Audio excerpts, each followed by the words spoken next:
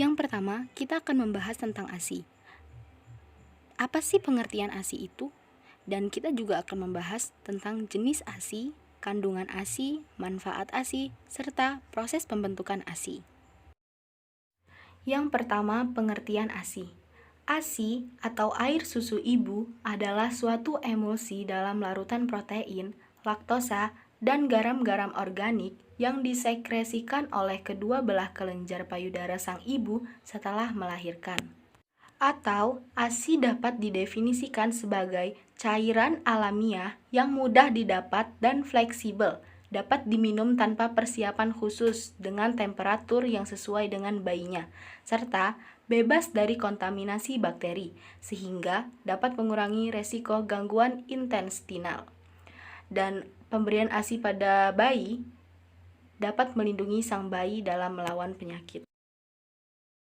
Yang kedua, kandungan ASI. Secara umum, kandungan yang terdapat dalam ASI meliputi lemak, karbohidrat, protein, vitamin, mineral, dan zat besi ASI, serta imunoglobin A. Yang pertama, lemak.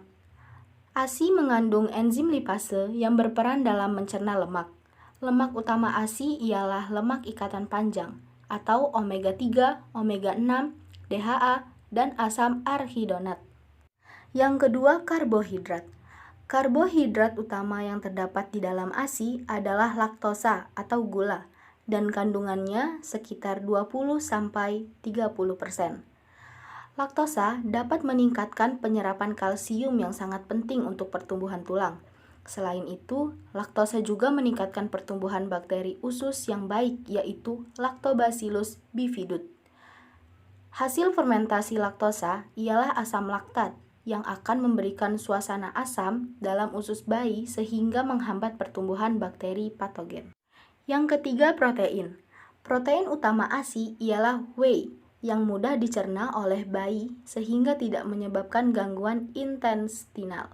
Kandungan protein ini sekitar 60%. Selain itu, ASI juga mengandung alfa-laktalbumin yang jarang menyebabkan alergi seperti halnya yang terdapat pada susu sapi. Dan juga ASI mengandung lactoferrin yang berperan sebagai pengangkut zat besi dan juga sistem imun usus bayi dari bakteri patogen. Karena lactoferrin memberikan flora normal usus untuk tumbuh dan membunuh bakteri patogen. Dan ASI juga mengandung kelompok antibiotik alami, yaitu lisosime dan taurine. Yang keempat, vitamin, mineral, dan zat besi ASI. ASI mengandung vitamin, mineral, dan zat besi yang lengkap dan mudah diserap oleh bayi. Yang kelima, imunoglobin A. ASI tidak hanya berperan sebagai imunisasi aktif yang merangsang pembentukan daya tubuh bayi, melainkan juga berperan sebagai imunisasi pasif yang akan melindungi usus bayi pada minggu pertama karena kehidupan dari alergen mengandung imunoglobin A. Selanjutnya, yang ketiga adalah proses pembuatan ASI. Menyusui secara rutin dapat merangsang saraf pada payudara untuk mengirim pesan ke kelenjar pituari dari otak. Kelenjar pituari akan melepaskan hormon prolaktin dan oksitosin. Hormon prolaktin ini memberitahu kelenjar pembuat susu di payudara untuk membuat ASI, sementara hormon oksitosin akan memberi sinyal pada refleks let down untuk melepaskan ASI. Ini menyebabkan alveoli berkontraksi dan memeras ASI keluar untuk melalui saluran ASI. Faktor yang menunjang produksi ASI meliputi intensitas menyusui bayi, pelekatan bayi saat menyusui, stimulasi pada payudara, serta pola hidup yang sehat. Yang terakhir, manfaat ASI. Manfaat bagi ibu, yang pertama, mudah, murah, praktis, dan tentu saja tersedia kapan saja. Yang kedua, mempercepat involusi atau memulihkan dari proses persalinan dan dapat mengurangi pendarahan karena otot-otot di rahim mengerut. Otomatis, pembuluh darah yang terbuka itu akan terjepit sehingga pendarahan dapat berhenti. Yang ketiga, mencegah kehamilan karena Kadar prolaktin yang tinggi menekan hormon FSH sehingga ovulasi dapat mencapai 99% apabila ASI diberikan secara terus-menerus tanpa tambahan selain ASI. Yang keempat, meningkatkan rasa kasih sayang dan rasa nyaman antara ibu dan anak. Yang kelima, mengurangi resiko penyakit kanker. Yang keenam, membantu ibu menurunkan berat badan setelah melahirkan. Dan yang terakhir, menurunkan resiko DM tipe 2.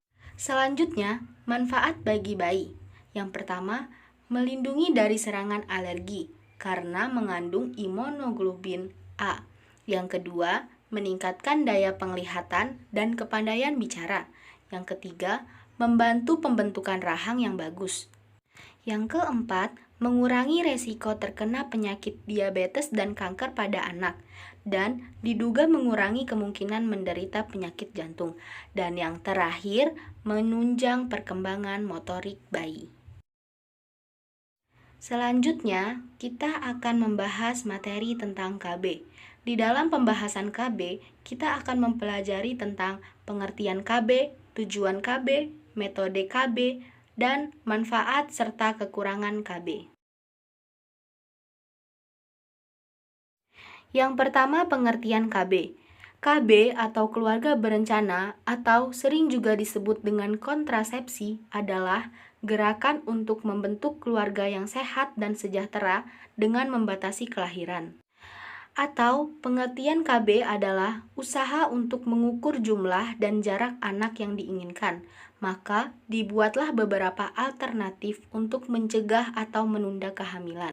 Dan KB juga dapat diartikan untuk meniadakan pertemuan antara sel telur atau ovum dengan sel sperma.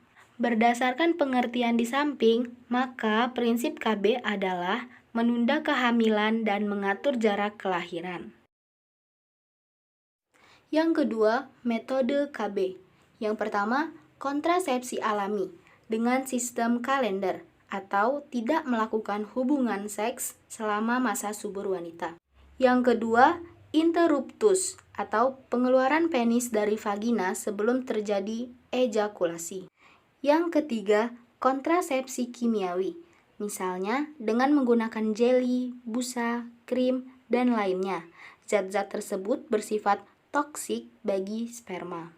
Yang keempat, metode sawar mekanis, yaitu mencegah pergerakan sperma ke tuba falopi. Contohnya, diafragma, kondom untuk laki-laki atau wanita, serta sterilisasi. Sterilisasi adalah metode permanen untuk mencegah penyatuan sperma dengan ovum melalui operasi. Sterilisasi terbagi menjadi dua jenis. Yang pertama, vasektomi, dan yang kedua, tubektomi. Vasektomi adalah pemotongan vas deferens. Kemudian kedua ujung saluran diikat agar sperma tidak dapat mengalir, sehingga cairan semen tidak mengandung sperma. Dan tubektomi atau ligasi tuba adalah pemotongan dan pengikatan saluran tuba falopi sehingga ovum tidak memasuki uterus. Yang kelima, pencegahan ovulasi. Pencegahan ovulasi dapat dilakukan dengan pil KB, susu KB, serta suntik KB. Dan yang terakhir, penghambatan implantasi. Selanjutnya, tujuan KB. Tujuan KB ada dua, ada tujuan umum dan tujuan khusus. Tujuan umum dari KB adalah untuk meningkatkan kesejahteraan ibu anak dalam rangka mewujudkan NKKBS atau norma keluarga kecil bahagia yang menjadi dasar terwujudnya masyarakat yang sejahtera dengan mengendalikan kelahiran dan menjamin terkendalinya pertambahan penduduk.